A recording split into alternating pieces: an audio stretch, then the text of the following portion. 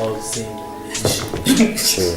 Now black, white is all in the head though. That's right. It's no more just like skin color, it's all really. That slavery. Yeah, man, I see white people and black people sometimes. Yeah. And vice versa. It's all in the head now, black, white, all those stuff. Because they like, look at my right here, she's black, but she looks just white. She's white like she's a mixture. Yeah. And it's just all those stuff are just crap. Like races, all those stuff. So it's just inside. So what do you think about like teachers? You know, at high schools and colleges and universities, black teachers especially. Black teacher, where in Canada? In Canada. Since in Canada, French especially, that you want to do our stuff with French speaker. Yeah. I made a lot of French so that they can understand. Yeah. Bien sûr. Tu comprends là? Moi, ce que j'ai découvert en tant que professeur, ayant travaillé aux universités, ici à l'université de Montréal, à Ottawa, dans les high school pendant mon training, c'est que les Noirs ici, les Noirs francophones sont vraiment différents des Noirs aux États-Unis. Les Noirs francophones ont toujours cette mentalité d'esclave. Moi, d'après mes pensées, quoi. Ils sont toujours le genre que ils sont prêts à servir le blanc plus que leur propre frère.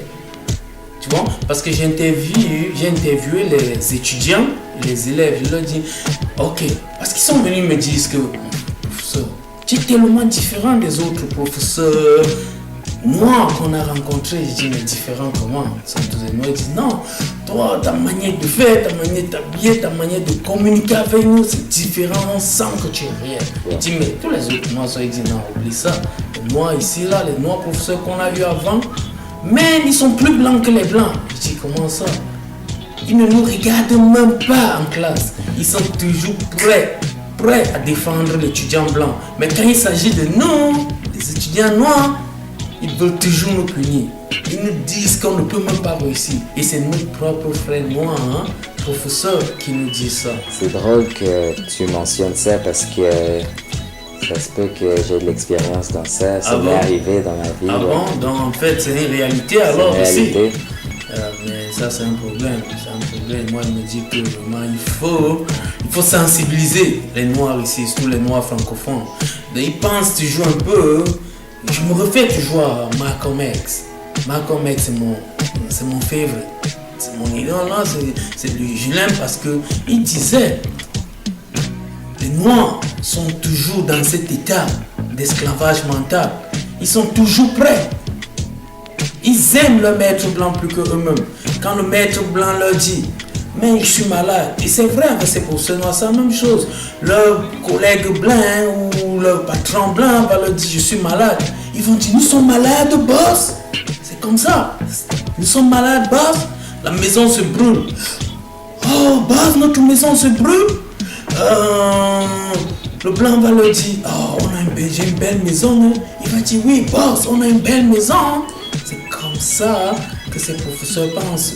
Ils sont prêts à lécher les pieds du blanc par rapport à leurs frères. Prêts à faire tout pour le blanc et détruire leurs propres frères, leurs propres filles. J'ai eu une expérience, quelqu'un m'a dit, j'ai rencontré une jeune fille ici à Montréal. Elle m'a raconté une histoire qui m'a scandalisé. La jeune fille est arrivée ici à Montréal. Et là, à l'immigration, elle avait un problème à l'immigration. Une réfugiée qu'on a failli la tuer dans son pays. Elle arrive ici, elle dépose sa requête à l'immigration. C'est un juge noir de son pays qui l'interviewait.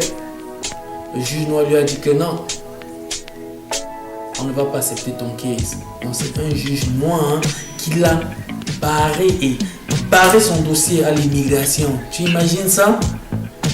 Noir de son propre pays. Et c'est un autre juge blanc après quelques années qui a repris son dossier et lui a donné les papiers. Tu t'imagines ça? Imagine, tu vois la mentalité de l'esclave. Le pays est vaste, mais il ne veut pas que son propre frère, sa propre soeur noire s'installe. Là, c'est la mentalité des Noirs francophones et des Noirs canadiens. Ils sont encore dans cette esclave, dans cette mentalité d'esclave. Je vois ici, mais je vois ici. Beaucoup arrivent là. Quand ils voient, oh, c'est moi qui a ce business. Yo, ils ont peur, man. Ils te regardent, tu les salues. Il est noir francophone, si tu les salues dans la rue, man, ils changent de côté. Ils ont peur. Imagine, yo, tu viens aux États-Unis, imagine comment là-bas, dès que tu vois un noir te voit dans la rue, première chose c'est what's up, bro, what's going down? Yo, on commence à parler, c'est des embrassades, c'est la joie, man. Les business aux États-Unis, tous les noirs venaient passer le temps constamment. Chez nous, tu te rappelles, c'était le chilling area. Mais ici, là, les blancs sont prêts, les noirs, tes propres noirs sont prêts à brûler ton business, ils sont prêts à aller. I don't know, mais c'est parce que la mentalité des noirs ici doit changer, ça doit vraiment changer. Il faut une campagne de sensibilisation des noirs ici à Montréal, des noirs francophones surtout. Parce que quand je vais dans la zone anglophone de Montréal, dès que j'arrive là, parce qu'on danse et tout, les noirs là, les Jamaïcains et tout, qui viennent, ils s'arrêtent, on bavarde, qu'est-ce que tu fais? Mais ils sont prêts à t'aider.